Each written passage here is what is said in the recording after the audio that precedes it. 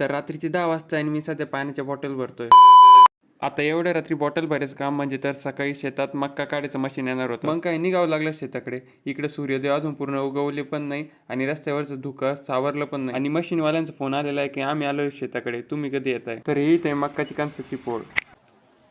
आता असं मला पण वाटलं होतं की मक्का काढायचं काम असंच चुटकीमध्ये होईल, पण तसं झालंच नाही. मशीनवाले पण एवढ्या थंडी गाठ्याचं सकाळी सकाळी आलते. मी विचारत पडलो त्यांना थंडी नसन वाजत का, पण त्यांचा विचार होता की लवकरात लवकर इथली मक्का काढून दुसरीकडे कसं जायचं. मग काय वेळ न घालवता केली सुरुवात. आता मक्का काढायचं काम तर खूप चांगलं चालू होतं. कॅरेटमध्ये कंच भरायचे, त्या साईडनी मशीनमध्ये टाकायचे आणि या साईडला जाणे तयार. पण हे काम करता करता माझ्या केसांची पूर्ण वाट लागली होती. पूर्ण धूळ जमा झाली माझ्या केसांमध्ये. आता एवढे कामं चालू आहे आणि मदतीला कोणी येणार नाही असं होणारच नव्हतं. मग काय तेवढ्यात साप सुरळी आली ती. आता लहानपणी आम्हाला सांगायची की सापाची मावशी, आता ते खरं खोटं. आता दाण्यांचा ढीग तर खूप मोठा झालता. मग काय दिला माझ्या हातात पावडं आणि लावलं याला मागं ओढायला. आता हे काम करायला गेलो, मला वाटलं तर की खूप सोपं राहील, पण माझ्या पाठीचं पूर्ण